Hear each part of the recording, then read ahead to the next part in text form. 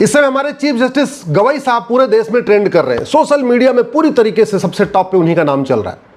और वो इसलिए चल रहा है कि एक PIL फाइल हुई थी और उसमें मांग की गई थी कि खजुराहो में जो मंदिर के अंदर विष्णु भगवान की खंडित मूर्ति रखी है, जिसमें उनके गर्दन के ऊपर वाले भाग को तोड़ दिया गया है, उसको रिस्टोर करने और वहां दूसरी मूर्ति लगाने की अनुमति दी जाए।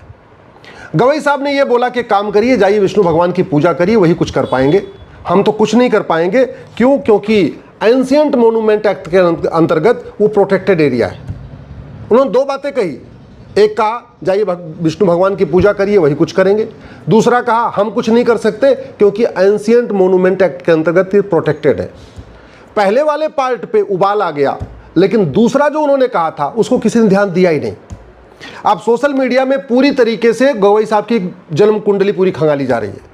बहुत सारे लोग कह रहे हैं कि उनके पिताजी, उनका नाम खुद रामकृष्ण गवई है और रामकृष्ण भगवान विष्णु के अवतार होते हैं, फिर वो विष्णु विरोधी कैसे हो सकते हैं।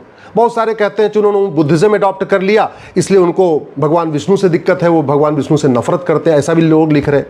बहुत सारे लोग कह रहे हैं कि उनके पिताजी का नाम तो रामकृष्ण सूर्यभान गवई था, सूर्यभान भानु भास्कर भगवान सूर्य के नाम पे है, और रामकृष्ण उनके खुद ही भगवान विष्णु के अवतार, तो उनके फादर का नाम रामकृष्ण सूर्यभान गवई, उनका खुद का नाम भूषण रामकृष्ण गवई, फिर वो विष्णु विरोधी क्यों हो गए हैं, हिंदू विरोधी क्यों हो गए। ऐसे दुनिया भर की बातें लिखी जा रही है। कुछ लोग कह रहे हैं कि गवई साहब झूठ बोलते हैं कि उन्होंने तो झुग्गी बस्ती में पढ़ाई किया, क्योंकि उनके पिताजी तो 3 राज्यों के गवर्नर रह चुके हैं, बिहार के, केरल के, सिक्किम के, और उनके पिताजी लोकसभा के भी सदस्य थे, राज्यसभा के सदस्य थे। ये भी लोग सोशल मीडिया में लिख रहे हैं कि 30 साल तक लगातार वो महाराष्ट्र विधानसभा में थे, 30 साल तक। कुछ लोग ये भी लिख रहे हैं कि गवई साहब का जन्म 1960 में हुआ, जो इस समय चीफ जस्टिस है, और 1964 में, यानी उनके जन्म के 4 साल के बाद ही उनके पिताजी विधायक हो गए थे। तो एक विधायक का बेटा झुग्गी बस्ती में कैसे पढ़ेगा। ऐसे दुनिया भर की बातें लिखी जा रही हैं, मैं उस पर नहीं जाता हूँ। मैं ये कह रहा हूँ कि ये जो समस्या है, इसका समाधान क्या है। भारत के संविधान का आर्टिकल 49 कहता है कि भारत की जो ऐतिहासिक धरोहरें हैं, पौराणिक धरोहरें हैं, उनको संरक्षित करना ये सरकार का काम है।